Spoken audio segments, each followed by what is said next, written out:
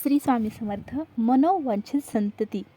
एखाद्या सामान्य व्यक्तीने अगदी जीवनभर सामान्य स्तरावर काम केले असले, जीवनात खूप संकटे, दुःखे, अपेक्षाभंग इत्यादी सहन करून कष्टमय जीवन व्यतीत केले असले तरी त्या व्यक्तीचे अपत्य त्याच्यापेक्षाही बुद्धिमत्ता, अधिकार, कर्तबगारी, मातृभक्ती, पितृभक्ती, ईश्वरनिष्ठा इत्यादी सर्वार्थाने श्रेष्ठ झालेले त्याने पाहिले तर ती व्यक्ती स्त्री असो किंवा पुरुष, त्याला अंती आपले जीवन कृतकृत्य झाल्याचे समाधान लाभते. जीवनात गंभीर कष्ट घेतलेले देखील ती विसरते. कारण त्या माणसाचा आत्मा पुत्ररूपानेच मृत्यूनंतरही जगतो. तेव्हा योग्य पुत्रप्राप्ती आणि त्यासाठी करावे लागणारे आत्मसंयमन, संसारी जीवनातील साधना, मनोवांछित संतती प्राप्तीचे कामजीवन ज्ञान बहुमोल आहे, हे अपवादाविना सर्वच स्त्री-पुरुष मान्य करतील. चारी पुरुषार्थापैकी कामजीवन हा मानवी जीवनातील अतिगूह्य नाजूक भाग असला तरी मानवी जीवनातील ऐहिक व परलौकिक सुखाचे दृष्टिकोनातून अत्यंत महत्त्वाचा भाग आहे. प्रजोत उत्पादन हे अत्यंत प्रतिष्ठेचे आवश्यक आद्यश्रेष्ठ कर्तव्य आहे, असे साधू संत, ऋषीमुनी, वेद, श्रुती यांचे स्पष्ट कथन आहे. संसारी माणसाला अध्यात्मा इतकेच कामजीवन शास्त्राला महत्त्व आहे. कारण सुखी सफल दाम्पत्य जीवनाशिवाय अध्यात्म साधनाही अपेक्षेप्रमाणे फलप्रद होत नाही. पती पत्नी हे एक अतिपवित्र नाते आहे, अगदी मूळ देवादिकांपासून चालत आलेले. तेव्हा दाम्पत्य जीवनातील कामजीवनाकडे अश्लीलतेच्या दृष्टिकोनातून पाहणे हे अत्यंत बावळटपणाचे व मूर्खपणाचे ठरल. वेदासारख्या पवित्र ग्रंथातून व इतर अनेक प्रसिद्ध संस्कृत ग्रंथातून या कामजीवनाची चर्चा मानवी जीवन, दाम्पत्य जीवन सफल व सुखी होण्यासाठी केली आहे व त्यातून संयमित संसारी जीवनातून परमार्थाकडे वाटचाल सहज सुलभ कशी होईल याचेही मार्गदर्शक ज्ञान दिले आहे. तेव्हा कामजीवनाकडे केवळ ऐहिक शारीरिक सुख या दृष्टिकोनातून पाहू नये. पाश्चात्यांच्या स्वप्नात सुद्धा ज्या कामजीवनासारख्या नाजूक पण महत्त्वाच्या गोष्टींबाबत ज्या गोष्टी आल्या नाहीत, त्यांचा पूर्ण उलगडा व मार्गदर्शन हजारो वर्षापूर्वी आमच्या त्रिकालज्ञ ऋषीमुनींनी केले आहे. त्याचे पाश्चात्य विद्वानांना आश्चर्य वाटेल. पाश्चात्यांना हे अजून शिकवायचे आहे. त्यांची विज्ञानात प्रगती आहे, पण त्याचबरोबर मानसिक व नैतिक अधःपतन तेवढ्याच वेगाने सुरू आहे. एखाद्याचा पुत्र दुर्गुणी निघाला तर त्या पुत्राचे कुकर्मामुळे त्या व्यक्तीचा परलोक बिघडतोच, पण पुढील पिढ्या देखील पितरांचे शाप घेऊन अधःपतित होतात. समाजातील बहुतांश दाम्पत्यांना कामजीवन व गर्भस्थापना याविषयीची माहिती नसल्यामुळे समाजात कुप्रजेची संख्या वाढू लागली आहे व पर्यायाने याचा समाजावर व राष्ट्रावरही विपरीत परिणाम घडत राहिला आहे. म्हणून या विषयावर ही शास्त्रोक्त टिप्पणी करणे जरुरीचे भासले. त्यात अलीकडे पाश्चात्य भोगी संस्कृतीचे, अतिरेकी संस्कृतीचे आक्रमण आपल्या सनातन भारतीय संस्कृतीवर अतिभयावह वेगाने दूरदर्शन, सिनेमा, मासिके, अर्धनग्न दृश्य याद्वारे होत आहे. बालजीवनावर त्यांचे भविष्याचे दृष्टीने अतिविपरीत परिणाम घडत आहे. अगोदरच कुप्रजेची संस्कारहीनता व त्यात हे पाश्चात्य कुसंस्कारांचे आक्रमण, त्यामुळे आधीच मरकट त्यात मद्य प्याला अशी स्थिती सध्याच्या तरुण पिढीची होऊ घातली आहे. आजच्या सुशिक्षित तरुणातही या समाजातही पाश्चात्य संस्कृतीचे अंधानुकरण करणे चालू आहे. मूळ भारतीय संस्कृती पायदळी तुडवली जात आहे. पत्नी पतीला अरेतुरे करून नावाने हाक मारते. मुले आईला मम्मी म्हणतात. मुलांची नावे विकी, जॉनी अशी ठेवतील. खरे म्हणजे संस्कृत प्राकृतमध्ये किती सुंदर कोमल अर्थसूचक नावे आहेत. देवांची, ऋषीमुनींची.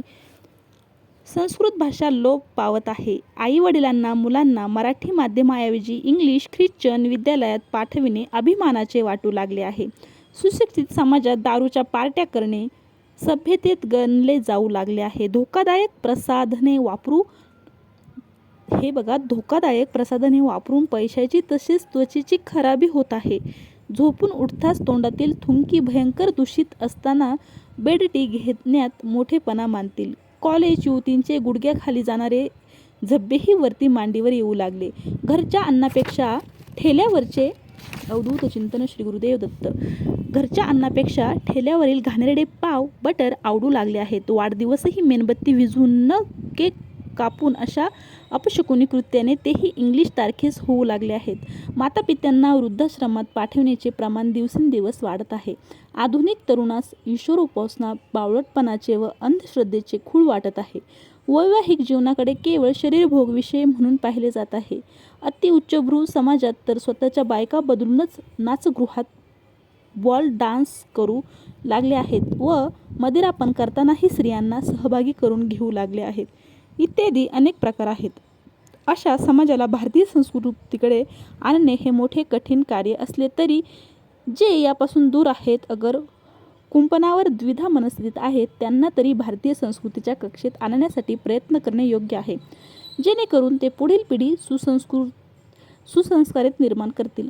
अमेरिकेतील केलेल्या पाहणीत 40% मुलांच्या पित्यांच्या पत्ता लागत नाही. तेथील काही प्रांतात तर 3 विवाहामागे 2 घटस्फोट 5 वर्षाच्या आत होत आहे.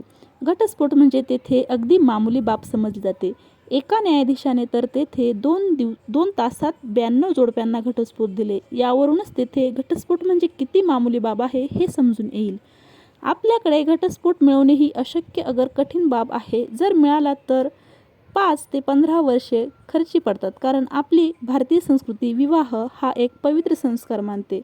तेव्हा ते संस्कार तुटू नयेत म्हणून सर्व स्तरावर प्रयत्न केले जातात.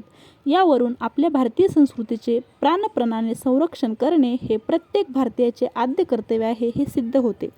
भ्रष्टाचार असो, अधपतन असो की उन्नती असो, ही वरून खाली होत असते. विकसित राष्ट्रांकडून अविकसित राष्ट्रांकडे, राजकारणात उच्च स्तरावरून कनिष्ठ सामान्य स्तराकडे, समाजात उच्चवर्णीयांकडून खालील सामान्य तळागाळातील वर्गाकडेच, म्हणजेच उच्चवर्णीय आचरणाने बिघडत चाललेले ते लोभी, भोगी, विलासी, अहंकारी, अध्यात्मविन्मुख बनत चालले आहेत. हे पाहून तळागाळातील खालचा वर्णही त्यांचे अनुकरण करू लागला. तळागाळातील सर्वसामान्य माणसांना बिलकुल दोष देणे योग्य नाही. शीलच सर्व धर्माचा आत्मा आहे. त्या शीलाचेच खच्चीकरण झाल्यावर माणुसकीचा धर्म कोठे उरला? सर्व धर्म जग खाली खाली येत असता फक्त आपला स्वामी सेवा मार्गच खालून वरती जात आहे. तो ऊर्ध्वरेता आहे, अविनाशी आहे, म्हणूनच तो नित्य वर वर जात आहे.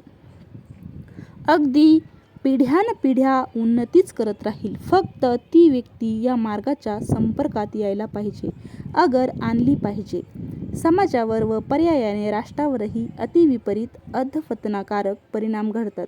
याची जाणीव राखून तरुण पिढीने ऋषीमुनींनी सांगितलेले कामजीवनाबाबतचे ज्ञान आत्मसात करून संयमाने व संबंधित सकल यमनियमांचे पालन करून सुप्रजेची निर्मिती करावी. मनोवांछित संततीचा विचार करावायचा म्हणजे मूळ विवाह संस्कारापासून सुरुवात करणे योग्य ठरेल. विवाह वैदिक पद्धतीने व योग्य मुहूर्तावर करणे योग्य ठरेल. हुंडा घेऊ नये व देऊ पण नये. हुंडा म्हणजे पापाचा, नरकाचा. हंडा घेऊन वराने पशुप्रमाणे आपली किंमत कमी करून घेणे होय. हुंडा घेणारी व हुंडा देणारी दोन्ही कुळे अधम असल्यामुळे नष्ट होऊन नरकात जातात व अधम संतती निर्माण करतात, असे सनतकुमार ऋषी सांगतात. वधूचे वय 18चे पुढे व वराचे वय 24च्या पुढे असावे. विवाहानंतर पतीने अग्रक्रमाने आपल्या कुलदेवी, कुलदैवत, इष्टदैवत, ग्रामदेवता यांचा सन्मान करून त्यांचे आशीर्वाद घेऊनच मग संसाराला सुरुवात करावी. त्या अगोदर उभयतांना पतिपत्नींनी कामजीवनशास्त्राचे ज्ञान करून घ्यावे. स्त्रीची पतिसेवेने व पतीची मातृपितृसेवेने सर्व पातके नष्ट होतात. वडील माणसांचा सन्मान करणे, ठेवणे हे ज्ञानाचे व माणुसकीचे लक्षण आहे. तेव्हा पत्नीने आपल्या सासू सासऱ्यांची सेवा स्वतःच्या मातापित्यांप्रमाणे आदराने व प्रेमाने करावी. सासू सासऱ्यांचे आशीर्वाद देवापेक्षा बहुमोल असतात, कारण मातापिता, सासू सासरे यांचा संतोष तोच पितरांचा संतोष होय. कारण पितरांच्या आशीर्वादाशिवाय, त्यांच्या ना हरकत दाखल्याशिवाय इष्टदैवतही सरळ कृपा आशीर्वाद देत नाहीत. कुलभूषण पुत्रप्राप्ती हा सुद्धा पितरांचा खास अधिकार आहे. अनन्य पतिसेवेने सामान्य स्त्री देखील देवतास्वरूप बनते. सामंजस्याने सहनशीलतेने पतीला संतुष्ट ठेवणे हे संसारी जीवनात अतिमहत्त्वाचे आहे. पण त्याचबरोबर पतीने देखील आपल्या पत्नीस सन्मानाने वागविणे त्याचे आद्य कर्तव्य आहे. ज्या घरात अगर देशात स्त्रियांचा बहुमान अगर सन्मान केला जातो त्या घरात अगर देशात देवता म्हणजे देवतुल्य कन्या व पुत्र उत्पन्न होतात. ज्या घरात अगर देशात स्त्रियांना केवळ भोगदासी म्हणून अवमानित वागवणूक दिली जाते त्या घरात अगर देशात पशुतुल्य राक्षस जन्माला येतात. स्त्रियांना सन्मानित वागणूक देऊन प्रसन्न ठेवणे ही उत्तम संतती उत्पन्न करण्याची एक अनुभविक किमया आहे. प्रमादवश एक पत्नीस एकांतात कितीही छेडले तरी ती सहन करू शकेल, पण लहान थोरांसमोर केलेला अपमान तिला मृत्यूप्रद वाटतो. नारी निंदा मत करो, नारी रत्न की खान, नारी से ही पैदा हुए भीष्म राम हनुमान, संत कबीराने लिहिलेलं आहे बघा. स्त्रियांची निंदा ही विकृत मनोवृत्तीच्या संन्यासी लोकांनीही केवळ द्वेष भावनेतून केलेली आहे. त्याला शास्त्रात काडीचाही आधार नाही. उत्तम संतती, सर्व धर्मकर्म, उत्तम सेवा, उत्तम रती, पतीला व पितरांना सद्गती या सर्व गोष्टी सर्वार्थाने स्त्रियांच्याच हाती आहेत. तेव्हा गृहदेवतेला प्रसन्न ठेवणे हा पुरुषाचा मोठ्यात मोठा यज्ञ व पवित्र श्रेष्ठ आद्य कर्तव्य आहे. गृहदेवतेला असंतुष्ट ठेवून यज्ञात देवतेला आहुती देणे हे निष्फळ होते. गृहदेवता जर संतुष्ट असेल तर झोपडीत देखील राजवैभव चालत येईल. स्वस्त्री अप्रसन्न असेल तर राजा देखील भिकारी होईल. गृहदेवतेची प्रसन्नता हीच घराची शोभा व वैभव आहे. अशीच स्त्री कुलदीपक कन्यापुत्रांना जन्म देते. पूर्वकाली अनेक स्त्रियांनी वेदांच्या ऋचा रचलेल्या आहेत व आध्यात्मिक चर्चेत भाग घेतला आहे. ज्या राष्ट्राच्या स्त्रिया ज्ञानी, शिक्षित व सन्मानित असतात ते राष्ट्र सर्व प्रकारे पुढे येते. ज्या राष्ट्राच्या स्त्रिया ह्या अज्ञानीहीन आहेत ते राष्ट्र विज्ञानदशेला व खऱ्या स्वातंत्र्याच्या उपभोगाला प्राप्त करू शकत नाही. स्त्रियांची उन्नती म्हणजेच राष्ट्राची उन्नती होय. स्त्री बिघडली तर सर्व राष्ट्र बिघडेल. जिच्या हाती पाळण्याची दोरी तीच जगाते उद्धारी. गायत्री मंत्र दीक्षा गुरुपेक्षा आचार्यांची योग्यता 10 पट आहे. आचार्यापेक्षा पित्याची योग्यता 100 पट आहे व पित्यापेक्षा मातेची योग्यता 1000 पट अधिक आहे. तेव्हा गायत्री मंत्र दीक्षा गुरुपेक्षा मातेची योग्यता 10 लाख पटीने अधिक आहे. ज्ञानी स्त्रियांची संतती स्वभावताच ज्ञानी निपजते. स्त्री व श्री यांत मुळीच भेद नाही. आपल्या भारतीय संस्कृतीत स्त्रियांना फार मानाचे स्थान पूर्वकाळापासून आहे. म्हणूनच आपल्या श्री स्वामी समर्थ सेवा मार्गात सर्व आध्यात्मिक अधिकार व तथाकथित धर्ममार्तांडांचा प्रखर विरोध असताना देऊन पुन्हा त्यांना सन्मानाचे व प्रतिष्ठेचे स्थान मिळवून दिले. पतिपत्नीच्या संतुष्ट व प्रसन्न मनस्थितीतच प्रसन्नात्मे महापुरुष जन्माला येतात. लक्षात घ्या, पतिपत्नींच्या संतुष्ट व प्रसन्न मनस्थितीतच प्रसन्नात्मे महापुरुष जन्माला येतात. चांगली अगर वाईट संतती निर्माण करण्याबद्दल मातापिताच मुख्यतः जबाबदार असतात. शुद्ध प्रेमामुळेच आवश्यक अशी तत्त्वे पतिपत्नीच्या शरीरात रज, वीर्य, मन यांत निर्माण होत असतात. एवढेच नव्हे तर मुले सदृढ, सुंदर, सद्गुणी, बलवान, बुद्धिमान, ऐश्वर्यमान, कीर्तिवान व दीर्घायू संपन्न उत्पन्न होतात. हीच सुप्रजो उत्पन्नातील गुरुकिल्ली आहे. पण धर्मनीतीचे शिक्षणाशिवाय शुद्ध व प्रगाढ दाम्पत्य प्रेमच मुळी असंभवनीय आहे. प्रेमाशिवाय कामजीवन म्हणजे पाण्याशिवाय नदी, प्रकाशाशिवाय दीप असाच प्रकार ठरेल. काम हा स्वर्ग नसून प्रेमानंद हाच स्वर्ग आहे. शुद्ध प्रेम, श्रेष्ठ आचार यांशिवाय श्रेष्ठ संततीच निर्माण होऊ शकत नाही. त्यात गर्भाधान प्रसंगी अतिश्रेष्ठ विचार असणे महत्त्वाचे आहे, कारण संतती त्याच विचारांची जन्म घेते. मनोवांछित संततीसाठी काही सूचना ऐका. व्यसनापासून दूर राहावे. निदान गर्भधारणापूर्वी 1 महिना तरी त्याबाबत संयम पाळावा. पती पत्नीचे जिव्हाळ्याचे संबंध असणे अति आवश्यक आहे. महिन्यातून ऋतुकाली पती पत्नी समागम 2 वेळेपेक्षा जास्त असू नये. अति सर्वत्र वर्जेत आपणास पुत्र होणार हा दृढभाव, आत्मविश्वास नित्य उभयतांमध्ये असावा. आत्मविश्वास हेच खरे यश असते. चहा देखील प्रमाणाबाहेर जास्त घेऊ नये. शरीर निरोगी व सदृढ ठेवण्यासाठी सात्विक व परिमित आहार घ्यावा. मूल न होण्याचे दोष फक्त स्त्रियांत असतात असे नव्हे तर पुरुषांतही असतात. तेव्हा वीर्य अगरज दोषांची शंका असल्यास वैद्यकीय तपासणी करून घ्यावी. औषध शक्यतो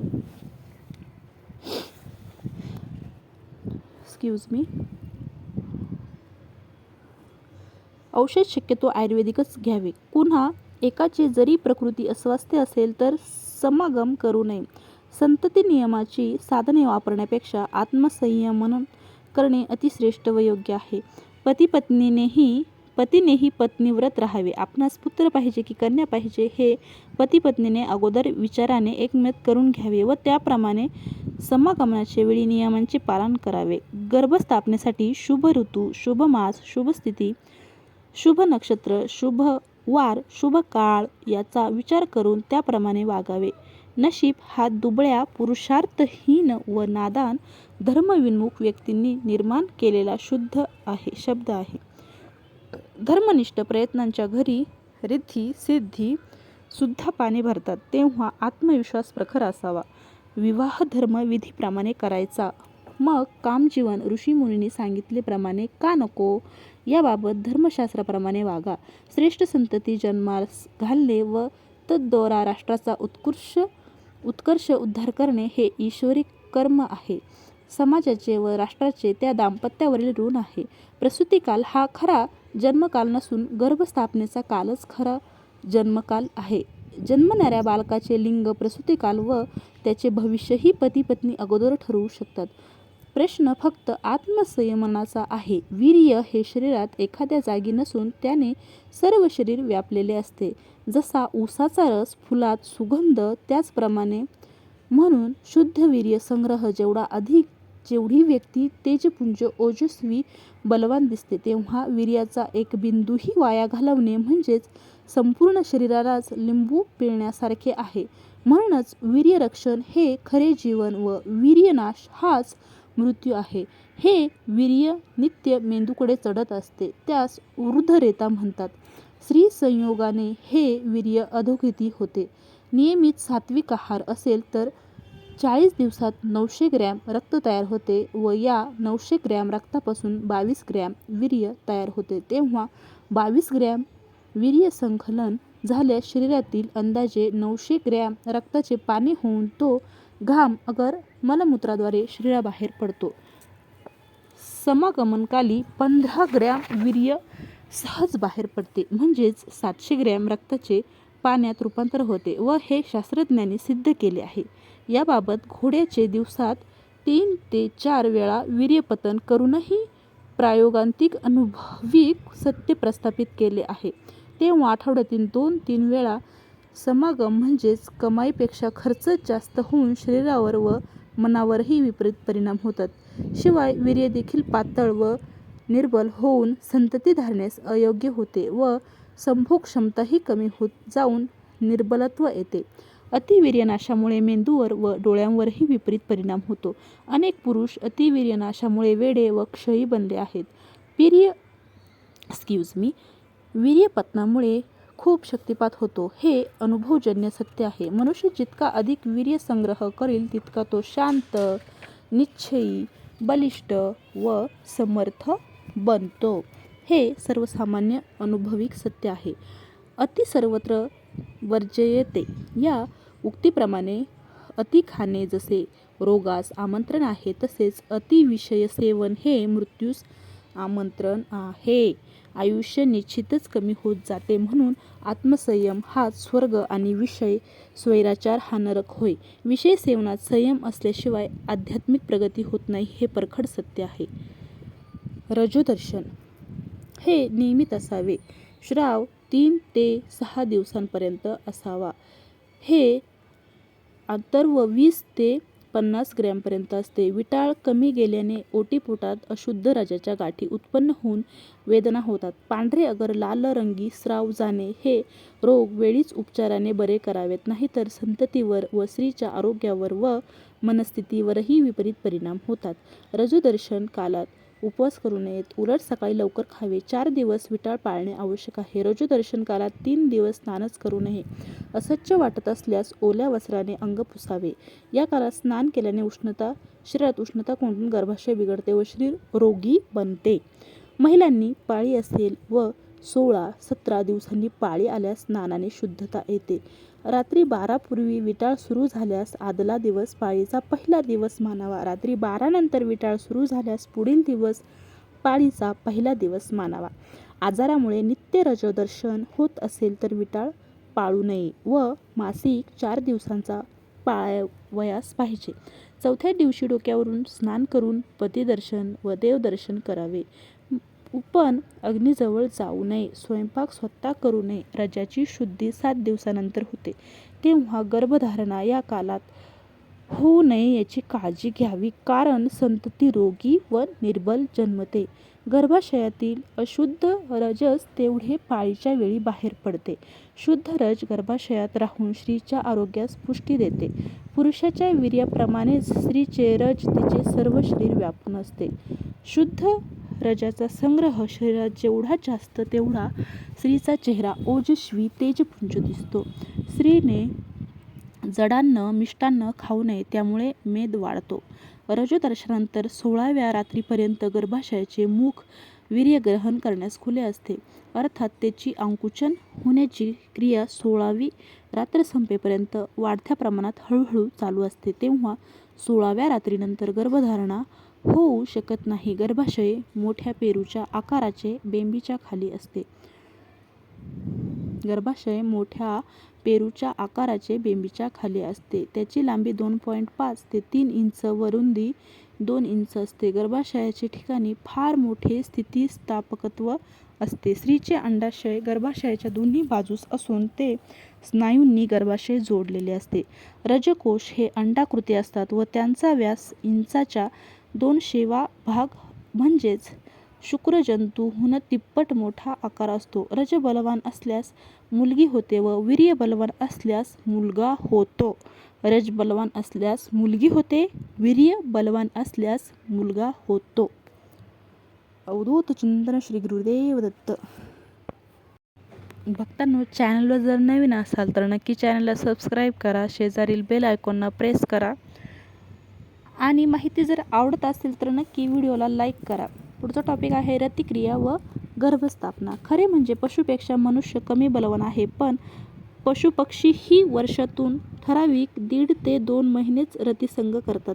म्हणजेच पशु देखील याबाबत यथागामी असतात. सिंह वर्षातून एकच वेळा रतिसंग करतो, म्हणून तो सर्व पशूंपेक्षा बलवान असतो. मग मनुष्याने त्यांच्यापेक्षा अल्प विषय सेवन करावयाला नको का? तरी पण या भोगी मनुष्य प्राण्यासाठी धर्मशास्त्रकारांनी हिवाळ्याचे 4 महिने व वसंत ऋतूचे 2 महिने रतिसंगासाठी स्वीकारले आहे. बाकी महिने त्याज्य आहेत, रोगजंतुकारक व माणसाचा शक्तिक्षय करणारे आहेत. पावसाळ्यात रोगसंतती, उन्हाळ्यात दुर्बल संतती निर्माण होते, असा वैद्यकीय शास्त्राचा व धर्मशास्त्राचा निर्णय आहे. म्हणून मनुष्याने ऋतुगामी असावे, म्हणजेच ऋतुकालीच समागम करावा व तोही महिन्यातून फक्त 2 वेळा करावा. ऋतुकाळ म्हणजे स्त्री रजस्वला झाल्यापासून पहिल्या 16 रात्री पहिल्या रजोदर्शनाचे 4 दिवस तर त्याज्य आहेत, पण रज शुद्ध होईपर्यंत म्हणजे 7 दिवसापर्यंत संग योग्य नाही. त्यानंतरही श्राव चालू असेपर्यंतचे दिवस टाळावेच लागतील. रजोदर्शनानंतरची 11वी व 13वी रात्र ही त्याज्य ठरवली आहे. या रात्री स्त्रीसंग केल्यास नपुंसकगर वांझ संतती निर्माण होते. मनुष्य जितका अधिक ब्रह्मचर्याचा नाश करतो तितका तो प्रजोत्पादनास नालायक बनत जातो. हा या प्रकृतीचाच नियम आहे. आयुस्तेजो बलं वीर्यं प्रज्ञां श्रीच महद यश पुण्यं च प्रतिमच्च हन्यते ब्रह्मचर्याया. अर्थात आयु, तेज, बल, वीर्य, बुद्धी, लक्ष्मी, कीर्ती, यश, पुण्य व प्रीती हे सर्व ब्रह्मचर्याचे पालन न करण्याने नष्ट होतात. वीर्य वैभर्ग शतपथ ब्राह्मण. वीर्यच तेज आहे, आत्मा आहे. एवढेच काय, एखादे महत्त्वाचे कामाला जायचे आदल्या रात्री स्त्रीसंग वीर्यनाश टाळावा, नाही तर त्या कार्यात अपयशाची शक्यता राहील. संसारात महिन्यातून 2 वेळ समागम हे ब्रह्मचर्य पालना इतपत आहे. याला ऋतुगामी आदर्श गृहस्थाश्रमी म्हणतात. असा गृहस्थाश्रमी तपस्व्या समानच आहे. तो सर्वत्र विजयी व वंदनीय आहे. कारण अनेक तपात इंद्रिय निग्रहाचे तप सर्वश्रेष्ठ आहे. आजारी असताना काळे वस्त्र नेसलेल्या स्थितीत समागम केल्यास संतती वेडी, कुरूप, अभद्र, चांडाळतुल्य जन्मास येते. चोळी न काढता समागम झाल्यास पती 3 वर्षाचे आत अगर पुढे अकाली मृत्यू पावतो. डोळे मिटून समागम केल्यास आंधळी संतती जन्मास येते. समागमाचे प्रसंगी पती पत्नी प्रेमळ, शांत, प्रसन्नचित्त, निरोगी असावेत व समागम पती पत्नीच्या परस्पर संमतीने व्हावा. यामुळे संतती भाग्यवान जन्माला येते. कारण स्त्री व पुरुष यापैकी प्रत्येकात कन्या व पुत्र उत्पन्न करण्याचे बीज असते. रजोदर्शन झाल्यापासून मनुष्य उत्तरोत्तर जितक्या अधिक दूरच्या रात्री स्वस्त्रीसंग करील तितकी अधिक विद्या, बुद्धी, आयुष्य, आरोग्य, सौंदर्य, ऐश्वर्य, बल, तेज इत्यादी उच्च गुणांनी संपन्न संतती होते. रजोदर्शना काळात जितक्या अधिक जवळच्या रात्री पुरुष स्त्री समागम करतो तितके मूल अधिक रोगी व अल्पायुषी जन्माला येते व जन्मदात्या पित्याचेही आरोग्य बिघडते. रजोदर्शनानंतरच्या 8, 10, 12, 14, 16 या समरात्री पुत्रोत्पन्नार्थ अनुक्रमाने अधिकाधिक श्रेष्ठ आहेत. कारण रजोदर्शनानंतर जो जो अधिक काळ लोटतो तो तो स्त्रीचे रजोबीज अधिकाधिक परिपक्व, पुष्ट व शुद्ध होत जाते. म्हणून उत्तरोत्तर पुढील रात्रीमध्ये उत्पन्न होणारा गर्भ परिपूर्ण, शुद्ध, धष्टपुष्ट, बलिष्ठ, दीर्घायुषी, सुंदर, भाग्यवान व षडैश्वर्य संपन्नयुक्त असा होत असतो, असा शास्त्रांचा सिद्धांत आहे. 16व्या रात्रीनंतर गर्भाशयाचे तोंड बंद झाल्यानंतर गर्भाशयात पुढील मासिक रजोदर्शनार्थ पुन्हा नवीन अशुद्ध रजांचा संग्रह होऊ लागतो. तेव्हा 16व्या रात्रीनंतर गर्भधारणा संभवनीय नाही व अपवादाने होणे देखील योग्य नाही. तेव्हा 16व्या रात्रीनंतरच्या समागमनामुळे स्त्रीच्या व पुरुषांच्या आरोग्यावरही विपरीत परिणाम होतो. तो काळ उभयतांनाही अतिशयकारक आहे. 8व्या रात्री समागमन केल्याने ईश्वरतुल्य दैवी पुत्र निर्माण होईल. 9व्या रात्री भाग्यवान कन्या, 10व्या रात्री श्रेष्ठ व अधिकारी पुरुष, 11व्या रात्री अधमक कन्या, 12व्या रात्री पुरुषोत्तम असा पुत्र, 13व्या रात्री पापिनी कन्या, 14व्या रात्री धर्मनिष्ठ परोपकारी आत्मानुभवनी महापुरुष, 15व्या रात्री जगाला व देवांनाही पूज्य अशी महान पतिव्रता कन्या, 16व्या रात्री संकराचे पोषण करणारा असा राजतुल्य पुत्र जन्मास येतो. महिन्यात फक्त 2 रात्री समागम केल्याने वीर्य बलवान राहून सुपुत्र निर्माण होऊ शकतो. उत्तम संतती निर्माण करण्यासाठी उत्तम ब्रह्मचर्य आवश्यकच आहे. अतिवीर्यनाशाने वीर्य निर्बल व संतती झालीच तर ती निर्बलच होते. सर्वसामान्यासाठी 8 व 10 रात्री योग्य आहेत व 12, 14, 16 या रात्री अधिकाधिक श्रेष्ठ असल्या तरी अतिवीर्यवान पुरुष असेल व त्याचे ब्रह्मचर्य पालन श्रेष्ठ असेल तरच त्याचे बलवान वीर्यजंतू गर्भाशयाचे अतिसंकुचित लहान मुखातून आत प्रवेश करू शकतील. गर्भाशयाचे खुले मुख लहान होण्याची क्रिया उत्तरोत्तर चालू राहून 16व्या रात्रीनंतर ते मुख एकदम बंद होते. कन्येसाठी 7वी व 9वी रात्र सामान्य जनासाठी विशेष योग्य आहे. हे सर्व शास्त्र आपल्या ऋषीमुनींनी दिले आहे. सम व विषम रात्री लागोपाठ समागम केल्यास मूल नपुंसक अगर कन्यापुत्र, जुळे अगर स्त्री पुरुष चिन्हांकित विचित्र मूल जन्मास येते. तेव्हा स्त्री पुरुषांनी समागम विषयरात्री अगर समजरात्री व तोही रात्रीतून एकच वेळ व महिन्यातून ऋतुकालीच फक्त 2 वेळ करावा. सोमवार, बुधवार, गुरुवार, शुक्रवार या 4 वारीच समागम करावा. शनिवार, मंगळवार, रविवार या निषिद्ध दिवशी संतती हटकून रोगी दरिद्री जन्मते, हे भगवान शंकराचे वचन आहे. शुक्ल व कृष्ण पक्षातील 4, 6, 8, 11, 14, 15, 30 या तिथी सर्वथैव व समागमास वर्ज्य आहे. तसेच मातृतिथी, पितृतिथी सर्वथा त्याज्य आहे. तेव्हा 1, 2, 3, 5, 7, 9, 10, 13 या सर्व तिथी गर्भस्थापने शुभ आहेत. रेवती, अश्विनी, पुष्य, आश्लेषा, मघा, चित्रा, मृग, मूळ ही 8 मूळ संज्ञक नक्षत्र अशुभ आहेत. या नक्षत्रांवर समागम करू नये, नाहीतर मातृपितृघातक बालक जन्मास येईल. ज्येष्ठ नक्षत्र ही त्याज्य आहे. भरणी, कृतिका, आद्रा, पूर्वा, पूर्वाषाढा, पूर्वभद्रपदा, विशाखा ही 7 नक्षत्र मध्यम शुभ आहेत. बाकीची रोहिणी, पुनर्वसू, उत्तरा, हस्त, स्वाती, अनुराधा, उत्तराषाढ, श्रावण, धनिष्ठा, शततारका, उत्तरा भाद्रपदा ही 11 नक्षत्रे सुप्रजोत्पन्नार्थ सर्वोत्कृष्ट जाणावी. ब्राह्ममुहूर्त प्रातःकाळी, माध्यान्हकाळी, सायंकाळ, पिशाच्यकाळ, मध्यरात्र, दिनकाळ हे काळ समागमास निषिद्ध आहेत. कारण बालक, रोगी, धर्महीन, राक्षसी जन्मते. तसेच ग्रहण काळ, श्राद्ध काळ, श्राद्धाच्या पूर्वीची रात्र, स्वतःचे जन्म नक्षत्र, देवदेवतांचे जयंती काळ, सुतक काळ, संक्रांत, वैधृती, व्यतिपात, परिघाचा पूर्वार्ध, भद्रा, रजोदर्शन काळ, गर्भकाळ, संकटकाळ, दारिद्र्यकाळ, व्रतकाळ, मृतकाळ, बाल्यकाळ, वृद्धापकाळ, ज्वरकाळ, शोककाळ, भयकाळ, उन्मत्तकाळ, श्रांतकाळ, निद्राकाळ, दुष्काळ, प्रवासकाळ, उष्णकाळ, शशी संशयकाळ, कृष्णपत्रकाळ, संकटकाळ, दुष्काळ इत्यादी सर्व निषिद्ध व निंद्यकालांचा परित्याग करावा अशी संतती शास्त्राची कडक आज्ञा आहे. व अनुसूचित काळी बीजारोपण करणाऱ्या शेतकऱ्याचा सर्वस्वी नाश हा व्हायचाच. त्याचप्रमाणे वरील अनुसूचित काळी गर्भस्थापनेने नाशकारक ठरते. शयनगृहाचा रंग सामान्यतः पांढरा असावा, त्यामुळे गौरवर्णीय व सत्वशील संतती उत्पन्न होते. शयनगृहास निळसर रंग, भक्तिमान पुत्र, हिरवट रंग, निसर्गप्रेमी संतान, भगवा रंग, विरक्त महात्मा, पिवळा रंग, धनवान पुत्र, लाल रंग, शूरवीर, गर्द निळा अगर काळा रंग, चांडाळ संतान जन्मते. निषिद्ध काली समागम केल्यास निषिद्ध संतती निर्माण होते. समागमनासाठी स्वतंत्र शय्या असावी. शय्येवर नित्य धूत वस्त्र असावे. समागमनानंतर पती-पत्नीने स्वतंत्र शय्येवर झोपावे. समागमनाच्या अगोदर पुरुषाने आपल्या जानवेची साखळी करून ते आखूड करावी. स्खलनापूर्वी पुरुषाने खालील श्लोक मनात श्रद्धेने म्हणावा.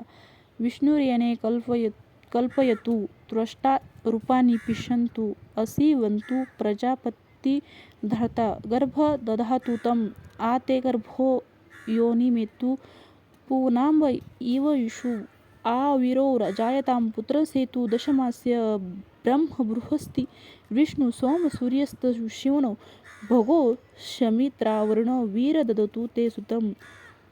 नंतर उभयतांना पती-पत्नीने खाली संकल्पयुक्त प्रार्थना करून नंतर शांतपणे गर्भस्थापना करावी.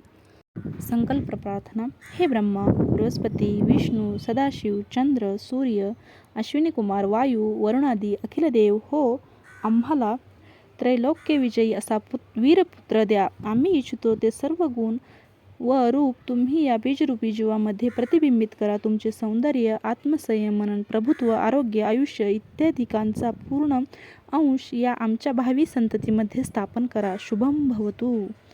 गर्भस्थापनेनंतर या संलग्न स्थितीत पती-पत्नीने निदान 10 मिनिटे तरी राहावे. ही महत्त्वाची व अत्यावश्यक बाब आहे.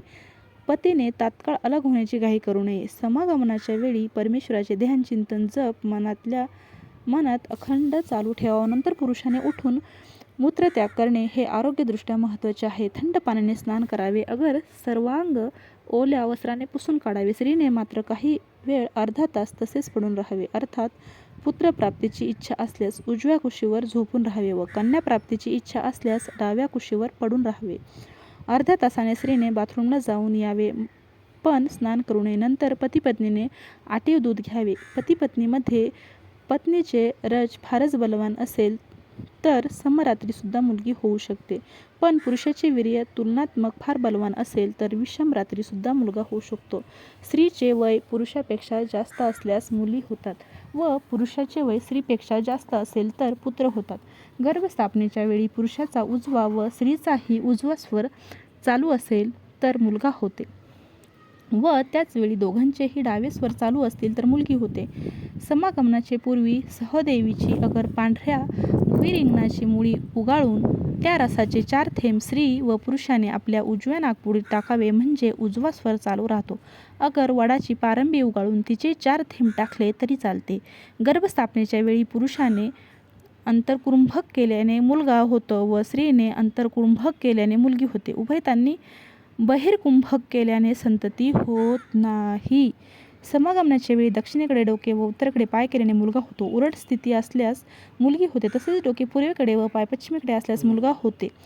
उलट स्थिती असल्यास मुलगी होते. वीर्यस्खलनाचे वेळी पुरुषाचा उजवा वृषण वर उचलला गेला व त्याच वेळी स्त्रीचा डावा स्वर चालू असेल तर मुलगी होते. पुत्राची अपेक्षा असल्यास पुरुषाने त्याचा डावा वृषण नरम दोऱ्याने बांधावा, म्हणजेच उजवा वृषण चालू राहील. मनाचे सर्व विचार, विकार, रज व वीर्यात म्हणजेच पर्यायाने गर्भात तंतोतंत उरतात. म्हणून पती पत्नीने गर्भस्थापनेच्या प्रसंगी अत्यंत शांत, सभ्य, प्रेमळ, उदात्त, सदाचारी, सद्विचारी असले पाहिजे, म्हणजेच मनोवांछित संतती प्राप्त होऊ शकते. तसेच दोघांचीही रती स्वेच्छ तृप्ती एकाच वेळी होणे ही अत्यावश्यक बाब आहे व गर्भसंभवाचे प्रमुख रहस्य आहे. अशा स्थितीत गर्भाशय वीर्यग्रहण करण्यास पूर्ण उद्दीपक अवस्थेत व सहज सज्ज झाल्यामुळे गर्भधारणा अतिसहज घडते. शिवाय सुखी दाम्पत्य जीवनाचाही हा महत्त्वाचा भाग आहे. आर्य शास्त्रज्ञांनी स्त्रियांच्या बाबतीत चंद्रकला प्रतिदिन विधीला फारच महत्त्व दिले आहे. चंद्रामुळे ज्याप्रमाणे समुद्राला भरती ओहोटी येते, त्याचप्रमाणे स्त्री रजालाही पौर्णिमेपर्यंत भरती व अमावास्येपर्यंत ओहोटी येते. कारण स्त्री ही प्रकृती स्वरूप आहे, पण पुरुष हा विकृती स्वरूप आहे. चंद्राला पृथ्वी प्रदक्षिणा प्राय 28 दिवस लागतात व स्त्रीच्या रजोदर्शनाचा कालही प्राय 28 दिवसांचा असतो व सोमाच्या म्हणजे चंद्राच्या ठिकाणी आरोग्य, संपत्ती, संतती देण्याचा विशेष गुण आहे. शिवाय चंद्र मनाचा कारक आहे, म्हणूनच विवाह जमविताना वराचे चंद्रबल वधूपेक्षा जास्त असणे श्रेयस्कर मानले जाते. त्यामुळे पुरुषाचे वीर्य स्त्रीपेक्षा बलवान ठरून खात्रीने पुत्रप्राप्ती होते. विरुद्ध असल्यास कन्या प्राधान्य राहते. पुरुषाची विकृती म्हणजेच मानसिक किंवा शारीरिक दोष आहेत. अध्यात्मातही पुरुषाला स्त्रीत्वाचे सर्व कोमल सद्गुणांची प्राप्ती झाल्यानंतर खरी आध्यात्मिक प्रगती घडते. सुपुत्रासाठी एकदा गर्भ राहिल्याने निश्चित झाल्यावर स्त्री समागम करू नये, त्यामुळे गर्भास धोका संभवतो. शिवाय गर्भाच्या स्वभाव धर्मावर विपरीत परिणाम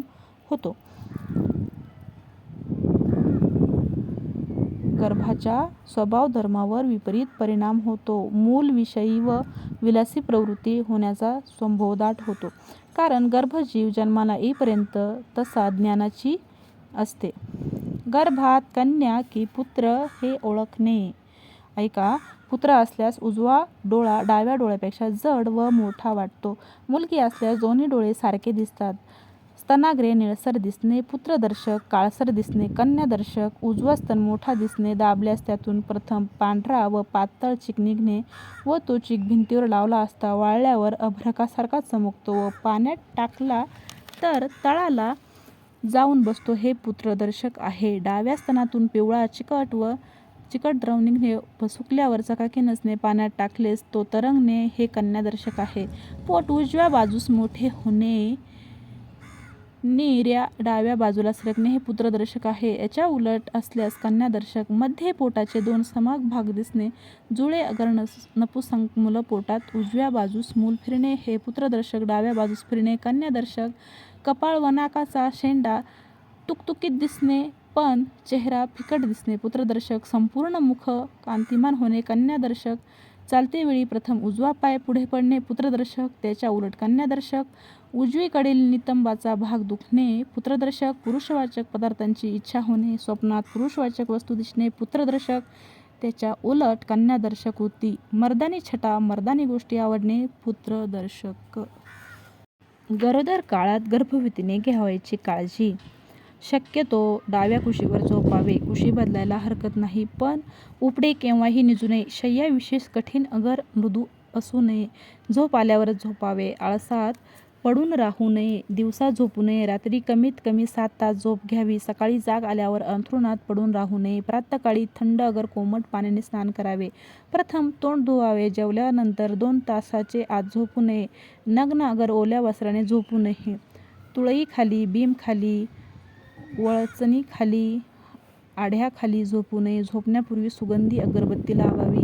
मलमूत्राच्या आवेगाला केव्हाही रोखू नये, कारण गर्भास विकृती निर्माण होते. स्नानास कडक पाणी वापरू नये. नित्य हलके काम व हालचाल करावी. शक्य असेल तर व्यायाम, योगासने, प्राणायाम मार्गदर्शकांनुसार करावा. निरुद्योगी व आळशी स्त्रियांना प्रसूतीचा त्रास होतो. आहार परिमित व सात्विक फळे खावीत. पोशाख साधा व ढिला सुकावा असावा. जागरण करू नये. सद्ग्रंथ श्रवण पठन मनन नित्य करावे. दूरदर्शनवर अगर इतर कुठेही भयंकर क्रूर दुःखी अतिभावना वेगाची दृश्य पाहू नये, ऐकू नये, वाचू नये. भय कथा व गुन्हेगारी डिटेक्टिव्ह पुस्तके वाचू नये. शक्य असल्यास औदुंबराला 11 प्रदक्षिणा रोज घालाव्यात. गरोदर काळात होईल तितकी श्री गुरुचरित्र पारायण व श्री स्वामी चरित्रे पारायणे करावीत. प्रत्येक मंगळवारी एक पारायण प्राकृत सप्तशती करावे. मनात अखंड जप श्री स्वामी समर्थ जप करावा. मागे एखादे मूल गेले असेल तरी आत्मविश्वास हरवू नये. अति चहापानाने जन्मभर जन्मणाऱ्या मुलास उष्णतेचा त्रास होतो. गर्भावस्थेत जसे नित्य ध्यास असेल तसे मूल होते. झोपण्याच्या पूर्वी महाराजांच्या समोर 5 मिनिटे जप ध्यान करून मुजरा करून झोपणे. उठल्यानंतरही महाराजांना मुजरा करणे. गर्भिणीने 4, 6, 8 या महिन्यात केव्हाही बाहेर जाऊ नये. त्यात 6वा महिना जास्त धोक्याचा आहे. गर्भाला 3ऱ्या मासी हृदयप्राप्ती होते तेव्हा गर्भिणीला डोहाळे लागतात. गर्भ आपली इच्छा मातेच्या इच्छेद्वारे प्रकट करतो व निषिद्ध वस्तू खाण्याचे डोहाळे संयमाने टाळावे. 2 मुलात निदान 3 वर्षाचे अंतर असणे योग्य आहे. पांढऱ्या भुईरिंगणाची मुळी पांढऱ्या गायीच्या दुधातून उगाळून रजस्वला स्त्रीने रजोदर्शन काळात सतत 4 दिवस या प्रमाणात काही महिने घेतल्यास पती पत्नी शारीरिक दोष असल्यास वांझलेपणाही पुत्रप्राप्ती होते. विवाहानंतर अपेक्षा करूनही 3 वर्ष गर्भ न राहिल्यास पती पत्नीने त्र्यंबकेश्वरी नारायण नागबली विधी करावा व पितरांचे आशीर्वाद घ्यावे.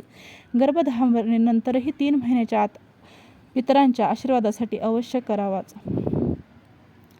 आपल्या मुलांनी मातृपितृभक्त व कर्तबगार व्हावे अशी अपेक्षा असेल तर पती पत्नीने अखंड श्री स्वामी समर्थ जपाचे ध्यान व मनन करावे. निश्चित कुलभूषण कन्या व पुत्र होतील.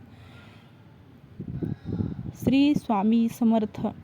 सचित्र कोकशास्त्राची पुस्तके ही महानीच व सडलेल्या मेंदूतून निघालेले महाअश्लील असे पापशास्त्रे आहे. सुज्ञानांनी ते हातातही घेऊ नये. धर्मशास्त्राने विपरीत रती आसनाचा पूर्ण निषेध केला आहे. श्री स्वामी चरणार्पणमस्तु. जर तुम्ही चॅनलवर नवीन असाल तर नक्कीच चॅनलला सबस्क्राईब करा. माहिती आवडत असेल तर व्हिडिओला लाईक करा आणि जास्तीत जास्त भाविकांपर्यंत ही माहिती पोहोचवण्याचा प्रयत्न करा. अवधूत चिंतन श्री गुरुदेव दत्त. झालेली सेवा स्वामींच्या चरणी समर्पित करते. अवधूत चिंतन श्री गुरुदेव दत्त.